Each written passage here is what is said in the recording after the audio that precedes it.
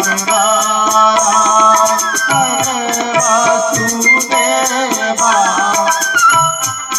क्या है, अधर्म क्या है? तो सुखदेव जी ने बहुत सुंदर उत्तर दिया। श्रुत्वा धर्म सर्वस्वम श्रुत्वा चैवावधार्यताम आत्मनः प्रतिकूलानि परेशान न समाचरेत। जो अपने मन को प्रतिकूल लगे उसे दूसरों के लिए कभी मत करो। जो खुद को अच्छा नहीं लगे वो दूसरों के लिए भी मत करो। जिस चीज से स्वयं को कष्ट होता है उसे दूसरों के लिए भी मत करो। लेकिन हम कोई हमारा अपमान कर दे तो हमें अच्छा नहीं लगता, लेकिन हम किसी का अपमान कर दें तो उसमें हम खुशी महसूस करते हैं। दूसरा हमें सुख दे, दूसरे से हम सुख चाहते हैं, लेकिन हम किसी को सुख के बदले में क्या दें? तो काश सुख ही दे। जो आप अपने लिए चाहते हो, हम अपने लिए क्या चाहते हैं? हम अपने लिए सुख चाहते हैं, हम अपने लिए सम्मान चाहते हैं, हम अपने लिए प्रशंसा चाहते हैं, हम अपने लिए गुणगान चाहते हैं। हम चाहते हैं कि दूसरा हमें आदर दे, तो दूसरों से हम चाहते हैं। लेकिन जो हम दूसरों से चाहते हैं वो हम दूसरों को दें, और जो हम दूसरों से अपने लिए नहीं चाहते कभी, उसे हमें दूसरों को नहीं देना चाहिए। आत्मना प्रतिकूलानि परेशान न समाचरेत। जो तुम्हारी आत्मा को अच्छा नहीं लग रहा है उसे दूसरे के लिए भी मत करो, वो दूसरे के लिए भी मत करो वो काम। लेकिन हम जीवन में क्या कुछ नहीं चाहते? लोग प्रशंसा करें, लोग सम्मान करें, लोग हमारी जय जयकार करें, पर क्या हमने कभी किसी की प्रशंसा करी? क्या हमने दूसरों को सम्मान दिया? हम सम्मान देना सीखे। दूसरों को सम्मान दो, लेकिन कभी सम्मान की आशा मत रखो। कई बार एक प्रश्न पैदा होता है कि एक प्रश्न खड़ा होता है कि जीवन में सुखी लोग कौन है? कौन सुखी है? सुख किसको मिलता है? एक बार महात्मा बुद्ध से एक व्यक्ति ने कहा कि मैं सुखी होना चाहता हूं।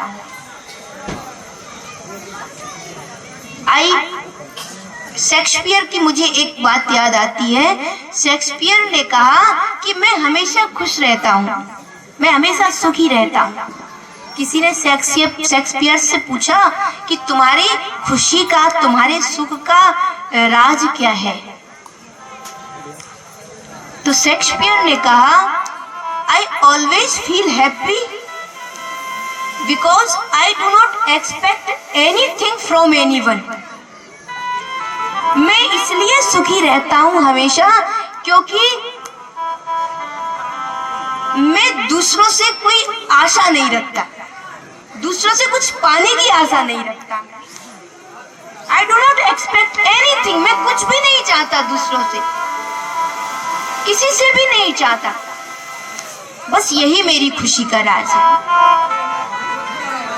जितनी हमारी उम्मीदें होंगी, जितनी हमारी आशाएं होंगी, जितना हम दूसरों से चाहेंगे उतना ही हमें दुख मिलेगा, उतना ही हमें कष्ट मिलेगा।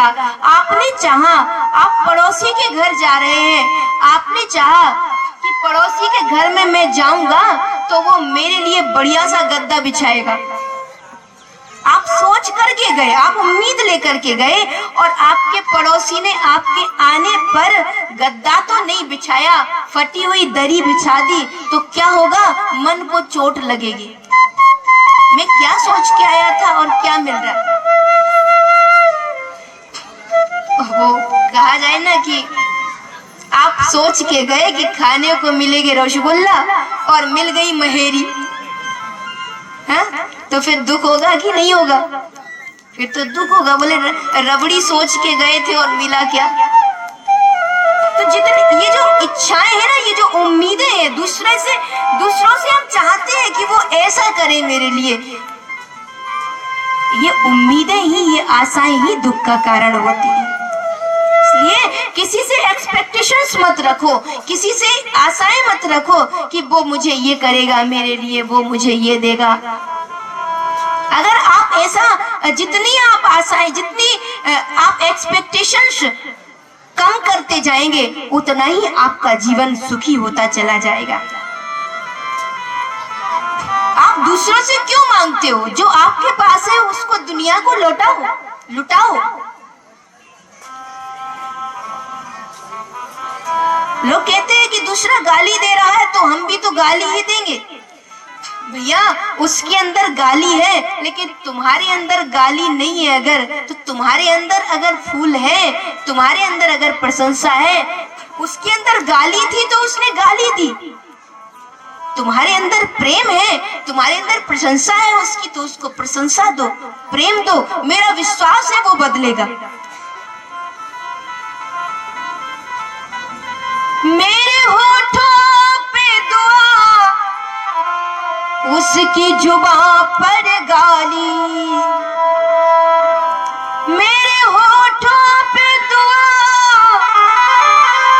उसकी जुबां पर गाली।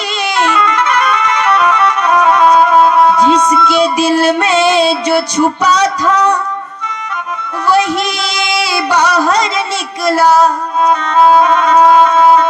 जिसके दिल में जो छुपा था वही बाहर निकला।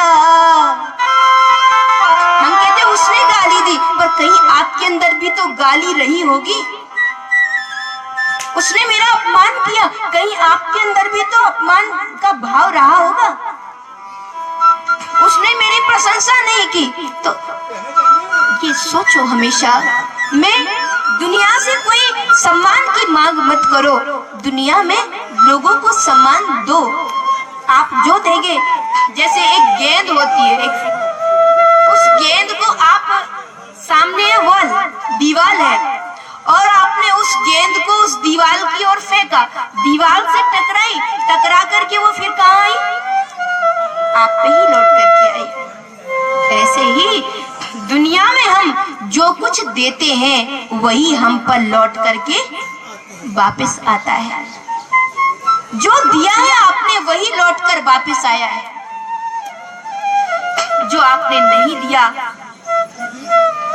वो कैसे लौटेगा और क्यों कर लौटेगा? वो कहा ना, कर्मणा जायते जंतु कर्मणैव विलीयते। आप जैसा दुनिया को देते हैं वैसा ही आप पर लौट करके आता है। यही इस जिंदगी का सत्य है। तो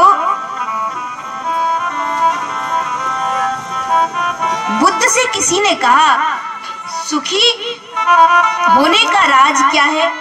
शेक्सपियर वाली बात तो मैंने बता दी। उसने कहा कि आशाएं मत रखो दूसरों से, जितना हो सके दो, जितना हो सके आप अच्छा कर सकते हो वो करो। आप सम्मान दे सकते हो, सम्मान दो। आप प्रशंसा दे सकते हो, प्रशंसा दो। आप मिठास दे सकते हो, मिठास दो।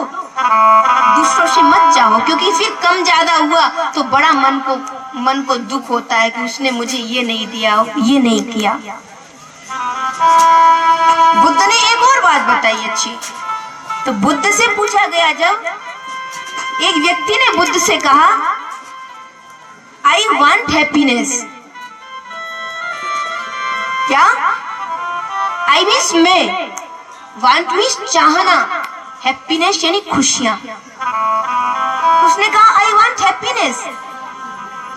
बुद्ध ने कहा, तुम खुशी चाहते हो तो जो तुम कह रहे हो ना कि आई वांट हैप्पीनेस, तो first remove I.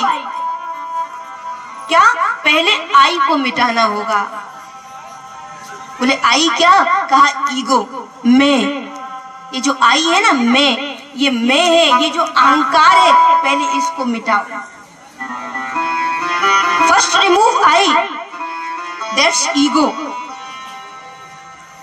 Second remove want, because that's desire. चाहना, मैं ये चाहता हूँ, मैं ये चाहता हूँ, मुझे ये मिले, मुझे वो मिले, ये जो चाहना है ना, इस चाहना को भी मिटाना होगा। तो फर्स्ट रिमूव आई, पहले आई को मिटाओ, अहंकार को मिटाओ। Second remove want, that is desire, चाहनाओं को मिटाओ। Then you see you are the left with happiness. और तब तुम देखोगे जब आई हट गया, वांट हट गया, तो आप पाओगे कि आप तो हैप्पीनेस के बगल में खड़े हो, आप तो खुशियों के बगल में खड़े हो। लेकिन मैंने और चाहनाओं ने ऐसा पर्दा डाल रखा है कि हम उस खुशियों को देख नहीं पा रहे हैं।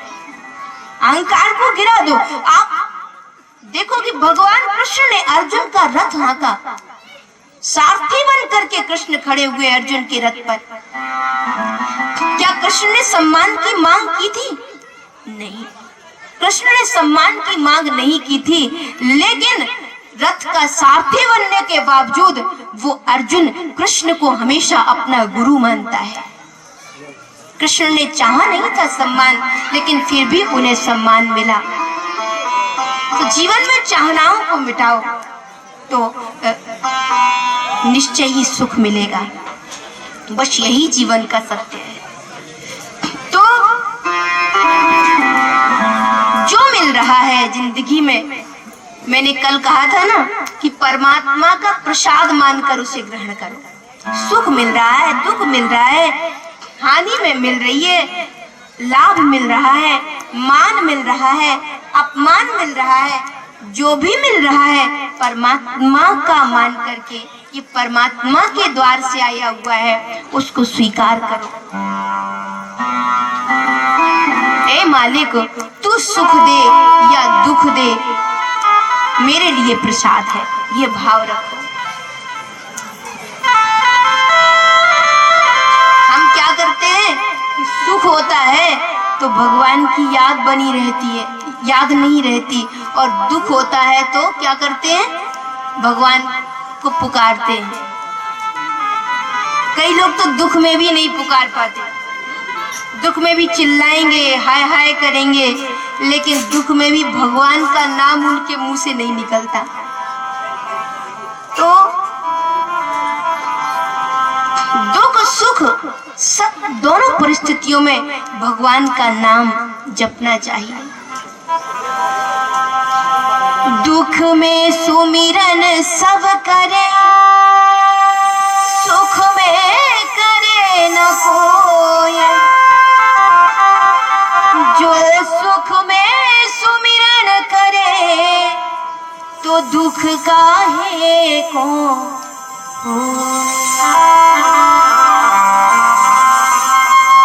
भक्त सुमिरन करता रहता है, भक्त को भगवान की याद बनी रहती है, इसलिए दुख विचलित नहीं करता और सुख उन्हें गुब्बारे की तरह फुलाता नहीं है। श्री सुखदेव जी महाराज कहते हैं कि परीक्षित, सुख दुख दोनों में भगवान की याद करते रहो, अहंकार को गिरा दो, क्योंकि हमें इतनी सामर्थ्य नहीं है कि हम अहंकार करें। जीवन का भरोसा नहीं है, 2-4 दिनों का जीवन और उस पर अहंकार। गजेंद्र को ही ले लो, त्रिकूट पर्वत पर रहने वाला गजेंद्र। ये जो गजेंद्र है ना, हजारों हाथियों का बल इसके अंदर है। 10,000 हाथियों के बल से भरा हुआ ये गजेंद्र त्रिकूट पर्वत पर एक मंगलमयी कंदरा में रहता है, और वहां उस गजेंद्र की कई पत्नियां हैं, कई पुत्र हैं उसके। सब सारी प्रजा आसपास जो भी देखता है वो गजेंद्र की जय जयकार करता है। गजेंद्र को अहंकार आ जाता है कि मैं, सारे दुनिया में सब लोग, सारे जीव जंतु मेरी प्रशंसा करते हैं, मेरी जय जयकार करते हैं कि मैं बलवान हूं, इसलिए मेरी प्रशंसा करी जाती है। हम बल का अहंकार करते हैं, हम धन का अहंकार करते हैं, लेकिन ये जो दुनिया में आपको जो संपत्ति मिली, जो संपदा मिली, जो सत्ता मिली, वो अहंकार करने के लिए नहीं है, बल्कि ये दुनिया तो परमात्मा का रंगमंच है। यहाँ संपत्ति पाकर, सत्ता पाकर हमें उसे सत्प्रयोजन में नियोजित कर देना चाहिए। लेकिन संपत्ति का अहंकार करते हैं, सत्ता पर बैठ करके हम मद से ग्रसित हो जाते हैं, बस यही चूक हो जाती है। दुनिया में आए हो तो ऐसा काम करो कि दुनिया से जाने के बाद लोग हमें याद करें, लोग हमारा नाम लें, ऐसा काम करो। इस शिद्दत से निभा तू अपना किरदार दुनिया में। किसी ने कितने सुंदर शब्दों में कहा, इस शिद्दत से निभा तू अपना किरदार दुनिया में, कि पर्दा गिर जाए और तालियां बजती रहे, पर्दा गिर जाए और तालियां बजती रहे। इस रंगमंच पर आए हो तो ऐसा अभिनय करो कि जब पर्दा गिर जाए, जब जिंदगी समाप्त हो जाए, लेकिन दुनिया में आपका नाम सदियों तक जिंदा रहे, लोग आपको याद करने वाले रहे। गजेंद्र को अहंकार है, किसका? बोले बल का अभिमान है इसे, मेरी जय जयकार होती है, मैं बलवान हूं। और तब एक दिन वही गजेंद्र एक सरोवर में स्नान करने के लिए सरोवर में प्रवेश करता है। तो उस सरोवर में वो जल क्रीड़ा कर रहा है, उसकी पत्नियां उसे घेरे हैं, उसके बच्चे उसके आसपास हैं, जोर से एक दूसरे के ऊपर पानी डाल रहे हैं। इतने में गजेंद्र के उस सरोवर में एक ग्राहक, उसने गजेंद्र के पैर को पकड़ लिया, इतनी जोर से पैर पकड़ा, गजेंद्र को लगा इस सरोवर में कौन है जो मेरे पैर को पकड़कर मुझे नीचे की ओर खींचना चाहता है। लेकिन फिर उसे लगा कि मुझे चिंता करने की क्या जरूरत, मैं तो अपरिमित बल से संपन्न हूं। शायद जिसने मेरा पैर पकड़ रखा है उसको पता नहीं है कि उसने गजेंद्र का पैर पकड़ करके रखा है। तो चिंता नहीं की उसने ज्यादा और वो सरोवर में क्रीड़ा करता रहा। लेकिन ग्राह ने जब उसकी गजेंद्र के पैर को जोर से खींचना शुरू किया, उस सरोवर की गहराई में जब उस गजेंद्र को एक खिंचाव महसूस हुआ, उसने अपना बल लगाना शुरू किया। लेकिन ग्राह के बल के समक्ष गजेंद्र का बल नगण्य सा हो गया। ग्राह खींच रहा है, गजेंद्र ने संपूर्ण बल लगाया, पर वो बाहर नहीं खींच पा रहा है। अपने पत्नियों से कहा मुझे बचाओ, अपने बच्चों से कहा मुझे बचाओ, और वो हथिनियां, वो गजेंद्र की पत्नियां सूंड से सूंड लगाकर उसको खींचने का प्रयास कर रही है, पर नहीं खींच पा रही। उसके जो कई हाथी जो उसके पुत्र हैं, उस गजेंद्र के बेटे, वो भी उसको खींचने का प्रयास करने लगे, लेकिन वो भी नहीं खींच पाए। और जब गजेंद्र ने देखा खींचते खींचते बहुत समय सारी ताकत छोड़ दी, पत्नियों ने, बेटों ने, अंत में बेटों ने कहा अब हमारा सारा बल थक गया, अब हम कुछ नहीं कर सकते, मुख मोड़ करके चले गए। पत्नियों ने थोड़ा और सहारा दिया, लेकिन अंत में उन्होंने भी कहा अब हम आपको नहीं खींच सकते, वो भी मुख मोड़ कर चली गई। और तब गजेंद्र आंखों में अश्रु लिए है, मैं अपार बल से 10,000 हाथियों का बल रखने वाला मैं गजेंद्र, और आज मैं सरोवर में खिंचा हुआ चला जा रहा हूँ, मेरा परिवार मेरा साथ छोड़ गया, मेरा बल मेरा साथ छोड़ गया।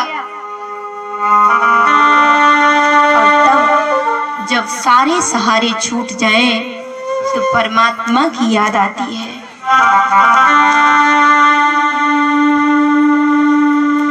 तब परमात्मा का स्मरण होता है और उस समय सुख के सब साथी दुख में न को, सुख के सब साथी दुख में न को, सुख दुख में न को, मेरे राम तेरो नाम, तेरा नाम एक साचा दूजा ना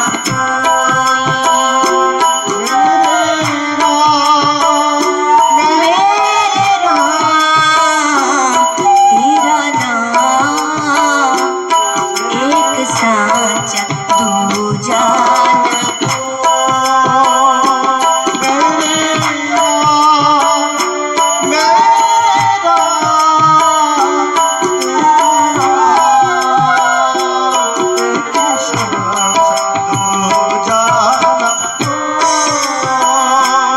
मेरे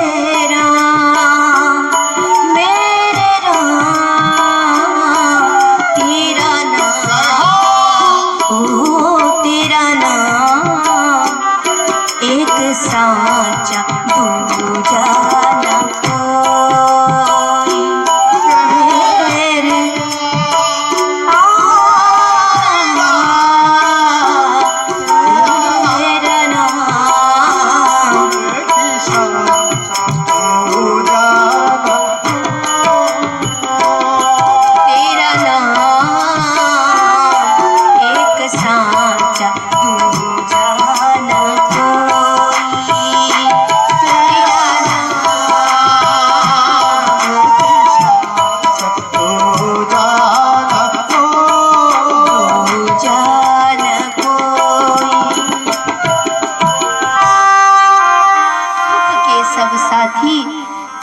दुख में न कोई।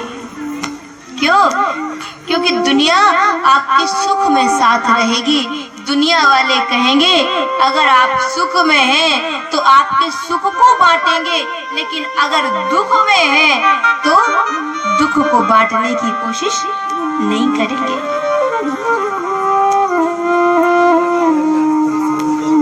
सुख दुख, तो सुख में सब साथ देने के लिए आ जाते हैं, लेकिन जो सुख और दुख दोनों में जीव का साथ देता है वो सर्वेश्वर होता है, वही तो परमात्मा होता है।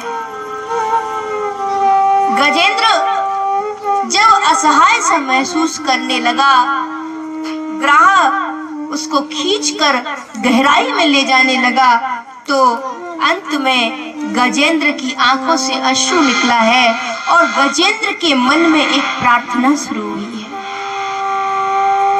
यद्यपि गजेंद्र ने प्रार्थना करते हुए किसी का नाम नहीं लिया, श्रीमद् भागवत में आता है किसी का नाम नहीं लिया उसने, तो अब बचाने के लिए कौन आए? तो अंत में हृदय में जो प्रेम आया गजेंद्र के, भगवान ने देखा आज ये गजेंद्र कातर भाव से उसके मन में स्मरण शुरू हो गया है, तो भगवान बगैर एक क्षण लगाए प्रभु ने गरुड़ से कहा, भगवान ने कि हमें जाना है तुरंत, लेकिन गरुड़ के अंदर अभिमान हो गया। आज गरुड़ को अभिमान हो गया, गरुड़ को लगा कि मैं भगवान को यहाँ वहां ले जाता हूँ, मेरे बिना तो इनका काम चलता ही नहीं है, तो अहंकार हो गया। भगवान ने जान लिया अब पहले गजेंद्र को मुक्त कराने से पहले ग्रह से मुझे तो अभिमान से इस गरुड़ को मुक्त कराना होगा। और तब भगवान ने कहा गरुड़ जल्दी चलो। गरुड़ ने कहा आता हूँ प्रभु। और ये थोड़ा सा अभिमान जो आया, और जब गरुड़ सम्मुख आए, भगवान ने अपनी सबसे छोटी सी उंगली गरुड़ की पीठ पर रख दी और कहा गरुड़ अब उड़, गरुड़ तो पसीने पसीने हो गया, पंख फड़फड़ा रहा है लेकिन उड़ नहीं पा रहा है। और तब अंत में गरुड़ को जब ये स्थिति देखी, और तब गरुड़ समझ गया कि मेरे अभिमान को मारने के लिए, मुझे अहंकार से मुक्त करने के लिए भगवान ने ये लीला करी है। भगवान गरुड़ पे बैठ के दौड़ पड़े और सीधे आए।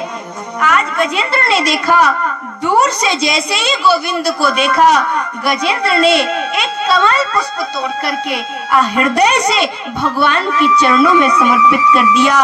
भगवान ने देखा, भगवान ने तत्क्षण ही गजेंद्र को पकड़ा है और मुक्त किया है ग्राह से।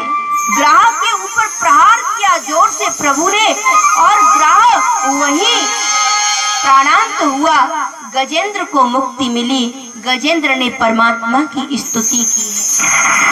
सोचिए कि गजेंद्र तो पूरा नाम भी नहीं ले पाया, मुंह से उसके गो निकला है और मेरे प्रभु ने दौड़ लगा दी। विंद कहता, उससे पहले तो प्रभु ने ग्राह को भी मार दिया और गजेंद्र को मुक्त किया है। पर गजेंद्र को भी मुक्त करने से पहले ग्राह को मुक्त कर दिया। ये जो गजेंद्र, ग्राह और गजेंद्र की श्रीमद् भागवत में कथा आती है, इसके द्वारा हमें जीवन में समझना चाहिए कि जीव के चरण को, जीव को काल रूपी ग्राह पकड़े हुए है। पता नहीं अब कि तब किस क्षण वो डुबो करके ले जाए। तो हर क्षण भगवान की याद चित्त में बनी रहे। काल जो है, काल का कोई ठिकाना नहीं है, कब आ जाए। एक क्षण का भी, मैंने कहा ना, एक क्षण का भी भरोसा नहीं है। इसलिए जीवन में प्रार्थना चलती रहे, जीवन में उपासना चलती रहे, भक्ति से जुड़े हुए स्वर परमात्मा के कानों तक पहुंचते रहे। बस यही जीव की सार्थकता है। गजेंद्र को मुक्ति मिली, गजेंद्र कृतकृत्य हुआ। तो दुनिया में कोई बल साथ नहीं देता, परमात्मा ही एक ऐसा बल है जो हमारे साथ हमेशा मौजूद होता है। सूर्य जी का एक पद है, सुनेरी मैंने निर्बल के बल राम। जो निर्बल है उनका बल परमात्मा है। श्रीमद् भागवत में आगे का जो प्रसंग है, समुद्र मंथन हुआ, समुद्र में से कई रत्न निकले, मंदराचल पर्वत को राई बनाया गया, वासुकी नाम को रस्सा बनाया गया, और तब समुद्र मंथन हुआ। और उस समुद्र मंथन में कई रत्न निकले, उन सारे रत्नों का बंटवारा हुआ। धनवंतरी अमृत का कलश लेकर के निकले।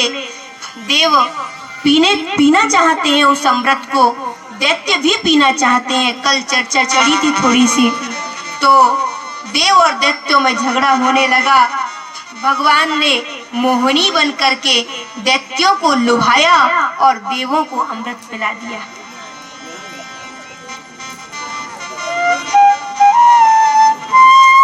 ये समुद्र मंथन, हमें अपने मन का अगर हम मंथन करेंगे तो जीवन में रत्न निकलना स्वाभाविक ही है। जो मंथन करते हैं, जो चिंतन करते हैं, वही अद्भुत संपदा को पाते हैं, जीवन संपदा को पाते हैं। लेकिन जिनके अंदर चिंतन नहीं होता, जिनके अंदर मनोमंथन नहीं होता, वो लोग अधूरे रह जाते हैं। मोहिनी अवतार भगवान का ये हुआ। भगवान ने तो कई बार छल से काम किया, तो कहने लगते हैं कि भगवान भी छल करते हैं। भी देवों के संरक्षण के लिए, सत्प्रवृत्तियों के संरक्षण के लिए कई बार भगवान को भी छल से काम लेना होता है। असुर वृत्तियां जब प्रबल हो जाती हैं तो उन असुर वृत्तियों के संहार के लिए कल, बल और छल तीनों को भगवान को अपनाना पड़ता है। इस तरह यहाँ आपने वो प्रसंग सुना होगा, भगवान शंकर ने वरदान दिया किसको? भस्मासुर को, कि ये जिसके सर पे हाथ रख देगा उसको ही भस्म हो जाएगा। अब वरदान मिला तो भस्मासुर किसके पीछे दौड़ा? बोले शंकर के ही पीछे दौड़ने लगा, शंकर को ही भस्म करने के लिए दौड़ने लगा। शंकर ने देखा ये तो वरदान दिया, इस वरदान को ये मेरे लिए ही श्राप बना रहा है। शंकर भागे, शंकर को भागते हुए देखा, भगवान हरि ने कहा, अरे भोलेनाथ आप भाग क्यों रहे हैं? शंकर ने कहा, जिस भस्मासुर को मैंने वरदान दिया था वो मुझे ही भस्म करने के लिए मेरे पीछे आ रहा है। अब भैया सांपों को दूध पिलाओगे तो फिर क्या होगा? अब राक्षसों को, भस्मासुर को वरदान मिला, शिव को ही मारने की सोचने लगा। क्यों? क्योंकि पार्वती मुझे मिल जाए। अब भगवान हरि ने देखा तो भगवान हरि क्या बन के आ गए? बोले पार्वती बन के ही आ गए।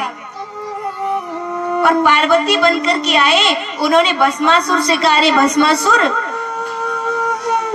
तू मुझे पाना चाहता है? भस्मासुर ने कहा, हाँ। तो फिर शंकर के पीछे दौड़ने की क्या जरूरत? मैं तुम्हारे साथ चलने को राजी हूँ।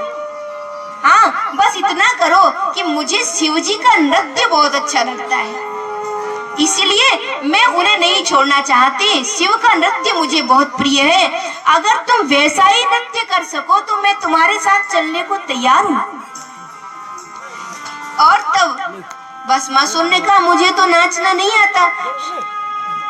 तुम पार्वती बने भगवान हरि ने कहा, मैं तुम्हें नाचना सिखाऊंगा, और जैसे मैं नाचूं वैसे वैसे देख के तुम नाचो। और ये कहते हुए जैसे ही भगवान हरि पार्वती बने हुए भगवान हरि नाचने लगे, नाचते हुए वो स्टेप आया कि अपना हाथ अपने सर पर रखा, तो भस्मासुर ने भी देख के अपना हाथ अपने सर के ऊपर रखा है, वैसे ही जल करके भस्म हो गया। तो भगवान को तो कई बार देवों के संरक्षण के लिए छल करना पड़ा है, छल वाली नीति अपनानी पड़ी है। भगवान देव संस्कृति के उद्धार के लिए ऐसा करते हैं। भगवान पर प्रश्न चिन्ह नहीं लगाया जा सकता, क्योंकि उनका उद्देश्य श्रेष्ठ होता है। गजेंद्र मुक्ति और यहाँ समुद्र मंथन का प्रसंग श्री सुखदेव जी महाराज ने परीक्षित को सुनाया है। देवों को अमृत मिला तो देव अमर हो गए, अमर हुए तो देवता घबरा गए, दैत्य घबरा गए। दैत्यों को लगा कि देव तो अमृत पिए हुए हैं, इसलिए अब इन पर हम कैसे विजय पाएंगे। तो दैत्यों में बलि ने अपने गुरु से पूछा कि ये देवता जिन्होंने अमृत पी लिया है, इनको मारा नहीं जा सकता, लेकिन पराजित तो किया जा सकता है, तो इनको हम कैसे पराजित करें। तो बताया है बलि को दैत्य गुरु शुक्राचार्य ने कि तुम गौ की सेवा करो, संत की सेवा करो, साधु की सेवा करो, उससे तुम्हारे अंदर वो शक्ति आ जाएगी जिससे देवताओं को पराजित किया जा सकेगा। बलि ने बहुत सेवा करी संतों की, जो भी आता कभी खाली हाथ नहीं जाने देता था बलि। द्वार पर जो आ गया, बलि के द्वार पर बलि ने उसे खाली हाथ नहीं जाने दिया। इतना देने का भाव बलि के अंदर। वही बलि सर्वजित नाम का यज्ञ करता है। तो बलि ने जब यज्ञ किए तो बलि के यज्ञ करने पर इतनी शक्ति उस बलि को मिली कि उसने सारे देवों को पराजित कर दिया और स्वर्ग के सिंहासन को हथिया लिया। अब तो स्वर्ग के सिंहासन को हथियाया, इंद्र डर गया, देवता भाग खड़े हुए। अब हमें स्वर्ग का सिंहासन कैसे मिलेगा? सारे देवता भागे, गुफाओं में, कंदराओं में जाके दुबक गए और यहाँ बलि राक्षस जाति ने अपना शासन अपने हाथों में ले लिया। उसका परिणाम क्या हुआ कि देवों की माता अदिति एक दिन दुखी हो गई। माता अदिति ने अपने स्वामी कश्यप ऋषि से कहा, महाराज, हमारे पुत्र देव, उन्हें बड़ा कष्ट हो रहा है। क्यों? क्योंकि दैत्यों ने उनको पराजित कर दिया है। बलि के सत्कर्म के प्रभाव से, उसके दान देने के उदात्त भाव के कारण उसने सब देवों को जीत लिया है। अब उन दैत्यों को कैसे पराजित किया जा सके कि मैं स्वर्ग का सिंहासन मेरे पुत्र देवों को प्राप्त हो। ये मैं दुर्भावना से नहीं सोच रही हूँ, लेकिन अगर राक्षस जाति स्वर्ग के सिंहासन पर मौजूद रहेगी तो कौन सी सभ्यता और संस्कारों को जन्म मिलेगा। इसलिए आप कुछ उपाय करिए। और तब कश्यप ऋषि के कहने पर अदिति माता ने एक व्रत किया है। फागुन मास के शुक्ल पक्ष की प्रतिपदा से लेकर के त्रयोदशी तक उन्होंने पयोव्रत किया। सिर्फ पेय का पान किया, दुग्ध का पान किया। तो उस व्रत के प्रभाव से अदिति के गर्भ में स्वयं परमात्मा आए हैं, भगवान आए हैं।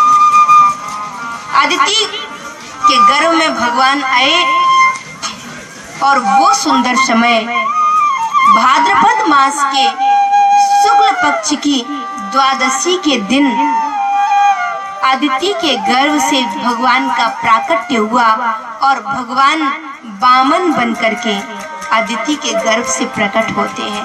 बोलिए वामन भगवान की। भगवान वामन बन करके आए। छोटा सा रूप है,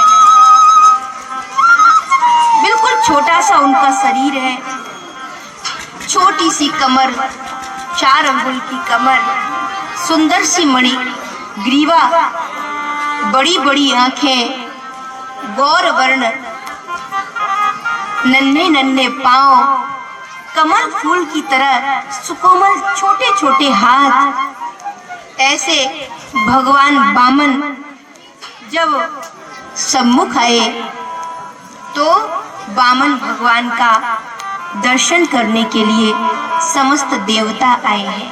बोलिए वामन भगवान की।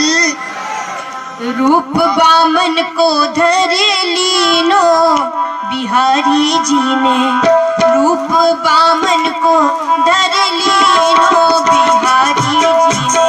रूप वामन को धरे लीनो बिहारी जी ने। रूप वामन को धरे लीनो बिहारी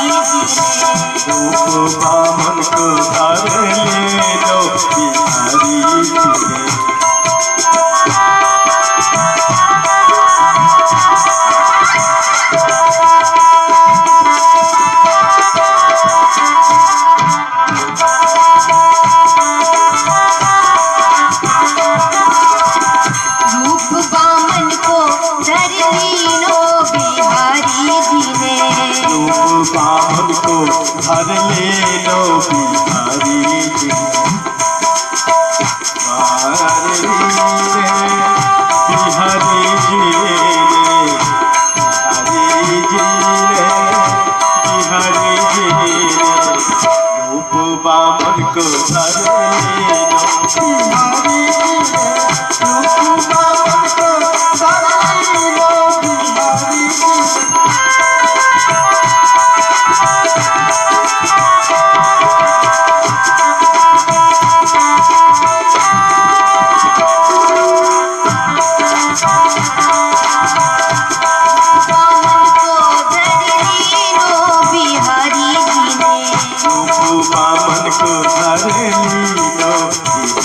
ने। आज भगवान वामन सारे देव दर्शन कर रहे हैं। गुरु बृहस्पति ने देखा बृहस्पति जी ने वामन भगवान को जनेऊ धारण करवाया है। कुशा सप्तर्षियों ने समर्पित करी है। माता अंबिका ने देखा कमंडल को भिक्षा से भर दिया है। दसों दिशाओं के स्वामी ने उन्हें वामन भगवान को छत्र समर्पित किया है। और इस तरह भगवान वामन एक हाथ में कमंडल लिए हुए, दंड लिए हुए और एक और छाता लिए हुए गौर वर्ण के वो भगवान वामन सबको दर्शन प्रदान करते हैं। सबने दर्शन किया भगवान वामन का।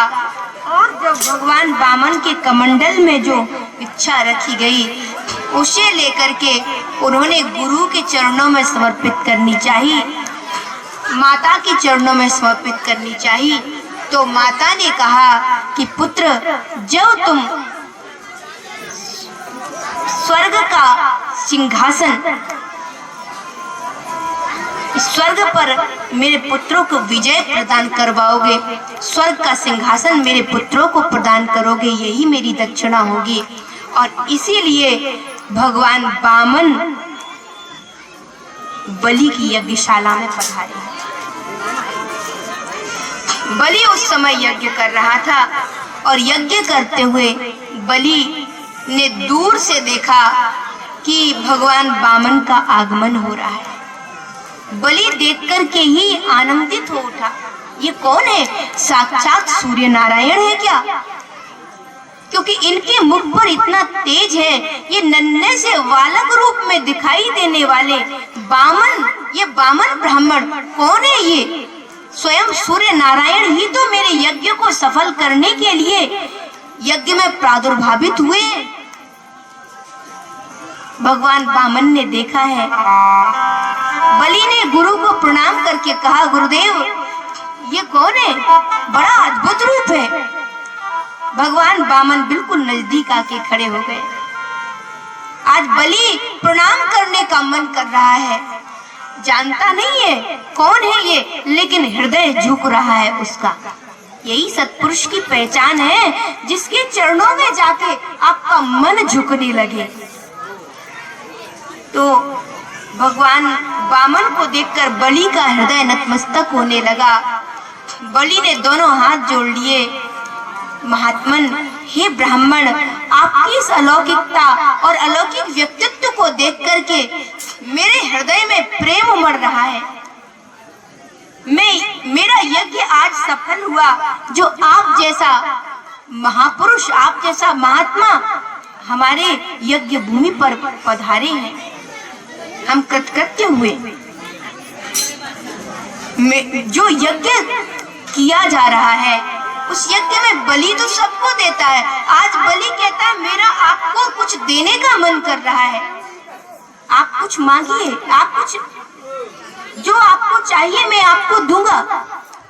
सुना तो कहा, भगवान वामन पहले तो मुस्कुराए बलि की ओर और कहा, बलि तू मुझे जो मैं चाहूंगा वो दे सकता है क्या? बलि ने कहा, भगवान आप जो भी मांगेंगे मुझसे, मेरा आज राज्य भी मांग लो तो भी मैं देने को तैयार हूँ। भगवान वामन ने कहा, मैं तो संतोषी ब्राह्मण हूँ, ज्यादा नहीं मांग, ज्यादा मेरी मांग नहीं है। हाँ, अगर तुम बहुत मांगने के लिए कह रहे हो कि कुछ तो मांगो, बहुत विनय कर रहे हो, इसलिए मैं सिर्फ इतना ही कहूंगा कि तुम मुझे 3 पग भूमि दे दो, जहां मैं बैठ सकूं जितनी भूमि में, और भगवान और स्मरण कर सकूं, भजन कर सकूं, तप कर सकूं, ध्यान समाधि लगा सकूं। क्यों? क्योंकि इस दुनिया में तो लोग अपनी अपनी भूमि के मालिक बने बैठे हैं, तो मुझे मेरे पास इतना हो कि कोई वहां रोक टोक न सके। अच्छा, बलि ने कहा, आप 3 पग मांग रहे हो, आप तो मुझसे 5 गांव मांग लो, और 5 गांव तो क्या, आज आप जो मांगो वो मैं दूं। भगवान वामन मुस्कुरा दिए कहा बस 3 पग भूमि ही अगर दे सकते हो तो मुझे प्रदान करो। तं वटुं वामनं दृष्ट्वा मोदमाना महर्षयः।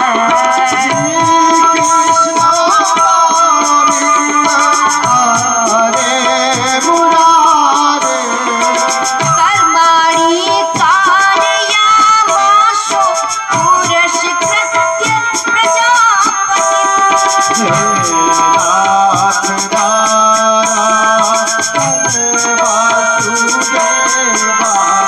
स्वागतं नमस्तुभ्यं ब्रह्मण किं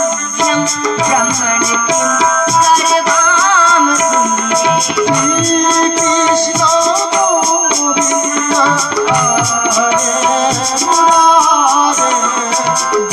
ब्रह्मर्षीणां तपः साक्षात् मन्ये त्वार्य वपुर्धरम्। कहता है स्वागतम नमस्तुभ्यं ब्राह्मण किम करवाते। हे ब्राह्मण देव आपका स्वागत है, आप जो चाहो वो पाओ। स्वागतम ते नमस्तुभ्यं ब्राह्मण किम करवाते ब्रह्मर्षिणाम तप साक्षान मन्ये त्वार्य वपुर्धरम। आज तो मेरा तप ही ब्रह्मर्षियों का तप ही मानो आज एक ब्राह्मण रूप धारण करके मेरे समक्ष खड़ा है, ब्रह्म तेज ही मेरे समक्ष खड़ा है। सुना भगवान वामन ने तब कहा तस्मात् त्रीणि पदान्येव संवितानि पदामम। मैं 3 पग भूमि चाहता हूँ, मेरे पैर के नाप के बराबर 3 पग भूमि, बस इतनी ही मुझे चाहिए। तो